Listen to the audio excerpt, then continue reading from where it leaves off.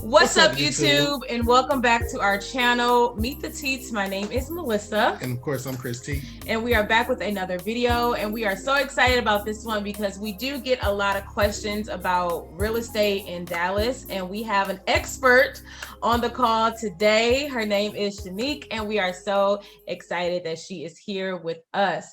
So why don't you go ahead and introduce yourself and say who you are and how did you come about this real estate life? Yeah, so hello, YouTube world. My name is Shanique, and I'm with Coldwell Banker Apex. I am a realtor, and I originally got into real estate because of my dad. My dad has always been a driving force in a lot of my business choices, and it was something that I just always felt that I had a passion for, specifically for first-time home buyers. I love just the look that people see when we walk into a home, and I know that that is their home. So that's where my excitement comes from. Very good. So we know Shanique from church, and so we've always had her in mind when we wanted to do a video like this for you guys, because we know we get a lot of questions of people who want to move here. What is it like living in Dallas? So we thought, why not bring an expert online so y'all can talk to the expert just like directly and not third person. Okay. COVID-19, has been a driving force in a lot of our lives. It has impacted all of us to a certain extent, but how has it impacted the housing market in Dallas? So COVID-19 has actually helped the housing market a lot in Dallas. And the main reason for that is because interest rates took a large dip. And so people are essentially stuck in their homes, and they're realizing, I don't like where I live, or I don't have as much space as I thought I did, or, oh, well, this house is actually too big. So a lot of people ended up just saying, I want to move. I either want to sell, or I'm tired of renting. I don't have enough space to work from home. So those kind of things all just pushed everyone into starting to look for homes. Okay, so it actually was a positive. Yeah. Cool. That's awesome.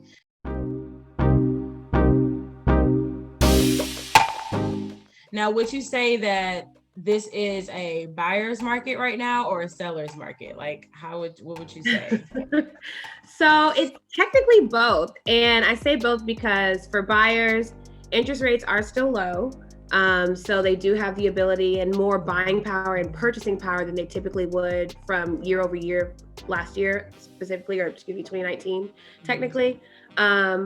As far as sellers, it's a seller's market because inventory is low. So the people who are looking to move, they're not selling their homes. And so there's kind of like all these new people who are qualifying for higher price points, but the sellers themselves aren't, there's not enough houses left on there. So what will happen is with the sellers, we're getting multiple offers on everything. And so for them, they're actually pocketing way more money than what they expected. We're talking $20, $30, $40, $50,000 over the asking price in some cases, depending on price point, of course. But it's good for them because they're making that extra money, and then they're going to go and buy an even bigger house or a smaller house, depending on what they're doing. Right, that's crazy. Wow, that is crazy. The other piece of it is on the seller side, like a lot of people don't want to foreclose, and they don't want to have those type of things end up being on their credit. So they are selling, and with the extra money that they're making, they're typically downsizing as well. Okay.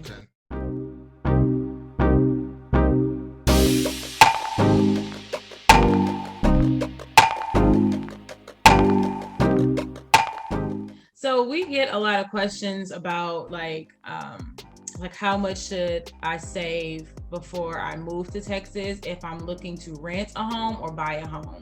And we also get a lot of questions about credit. You did mention credit, and we get a lot of questions like, what should my credit score be before I even to purchase a home? To even rent sometimes too. Yeah. So I know there's like two questions, but what is your thoughts about that? So I'll start with the credit one. Okay. So minimum credit score to purchase technically is 580, but you don't really get any incentives with that. And a lot of mortgage companies are kind of being stricter with using that particular credit score. So you'll have to show up with more money up front in order to even get a good interest rate. if you don't have a lot of money saved, then the minimum credit score is 620. And that'll be for an FHA loan with down payment assistance. And so that'll essentially cover a minimum of 3.5% of what you'll need upfront in terms of cash. Anything higher, of course, is going to always help you, but in all honesty, 620 will get it done. I always say don't let money be the reason why you don't purchase a home, because like for me, my job is to negotiate and get the sellers. And since we know that they're making that extra money on the back end, then it doesn't hurt, in my opinion, to go ahead and ask them to help cover your closing costs. So I would say a good solid, if you have 3%, that's a good starting place. Do you have to have it? No. But as long as you have at least 1% of the house price, because that's going to cover your earnest amount. And then maybe I would add on an extra $1,000 on top of that, just to really give yourself a little bit of a cushion. But my goal is, of course, to get you a refund at closing. So that's what I would say.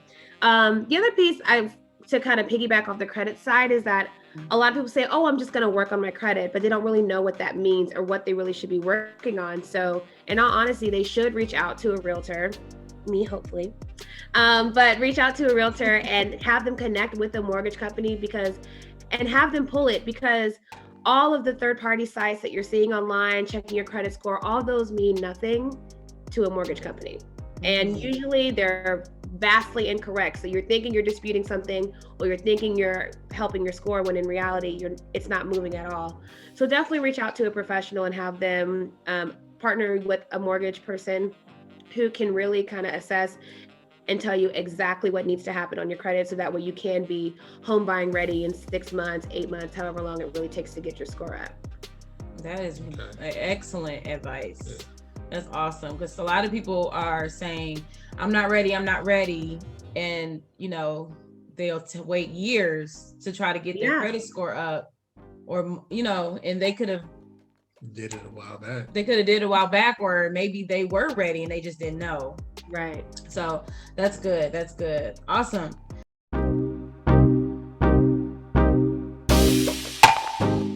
Okay, let's say we have someone moving from California per se, okay? And they don't want to go into an apartment, but they want a single family home, okay? And then they're not ready to buy, but they want to rent, okay? So what does it take for a person moving from out of state that doesn't know anything about anything when it comes to Texas, Dallas, real estate, anything, and they want to rent a home? What would you suggest them to do? I think the first thing they have to do is narrow down area, because Dallas is huge. And I would probably make a list of the things that you like to do, whether it's socially, if you want to be involved in a church group, what activities you want to do, because that'll really and how far you're willing to drive to get to all of these things, because that's really going to dictate where you live. Once you realize where you want to live, it'll help narrow down the search of options and also determine price point, because some areas are more expensive than others. So it really, I think once you make the list, at least have finite things that you know what you want to do, where you would like to be socially or whatever. That'll definitely help start narrowing down the options in terms of cities. The second thing that you would need to do is be open, because there is a difference in what a house will look like as a renter versus what a house will look like to own. And sometimes it's a shock that the rental houses maybe are not as upkept as they had hoped. And so they end up just saying, well, I'm just going to go into an apartment instead, just because of the convenience that apartments provide. So really just having realistic expectations of what a rental house looks like. And just because it is a house does not mean that it is going to be necessarily better than a townhome or a condo in terms of condition.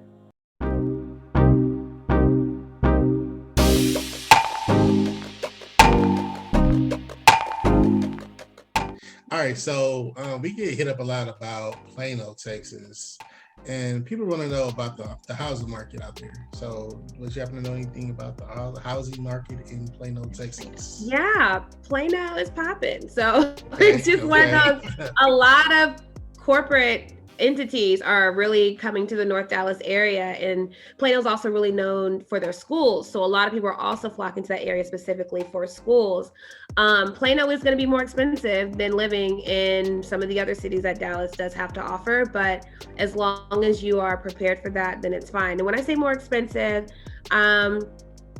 it depends on what you're looking for. Are you going to get new construction for $350,000 in Plano? Absolutely not. It's not going to happen. Don't even look. So, Wow, but okay. are you going to get a home? Because Plano is a more established city, you know, you got to think old Texas, oil money, those type things. So the homes are going to be older. I'm talking built in 50s, 60s, 70s. But a lot of investors have came in and completely remodeled the inside. So the inside is going to look more current and up to date than some of the other homes, you know, in other areas as well. But you are going to pay more to have that same aesthetic. If you want new construction, you have to up your price by a lot. I wouldn't say a lot, but I would say mid 400s, maybe for like a 1,300 or so square foot home, but definitely 500 will get you in there for sure. Okay, that's what's up. Okay. Yeah, they kind of go into our next question. The next question was, how much should we save if we want to rent or buy in Plano? So, well, when it comes to saving for renting, I always think that at least a minimum of 3 months to cover not just your rent, but just like your monthly bills, because Texas is deregulated. So when it comes to energy costs, those are the things that you have to take into consideration when you are moving.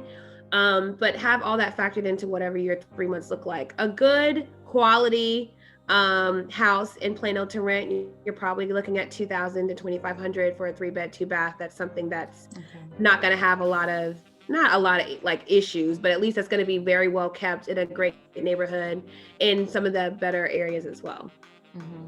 Now you said deregulated. What do you mean by that? Like what's because so here in the Dallas area, we don't have just one electric company. Right. So okay. Yeah. Okay. Yeah. So for our subscribers who may not know that, I think we've mentioned that a couple times in our videos. We mentioned it after the storm. We mentioned after the storm we mentioned that. But for people who think, because where we're from, Wisconsin, we only have one. We only have one We Energies, and that's it. Right. So you get to shop around a little bit, you know, or is that true? Do you get to shop around, or you really get to? Well, so it depends. Like if you're in an apartment, some apartments have partnerships with specific companies, but if you are in a home, and it's not in every city, right? Some cities would say only you can use one particular company, or they give you an option of 2 particular companies. But in other scenarios, and for the vast majority, you do have the ability to shop who you want to use for your electricity company. As far as the hub of where they're getting the electricity from, that's the same, but they have the right to give you the rates based on, you know, whoever you choose.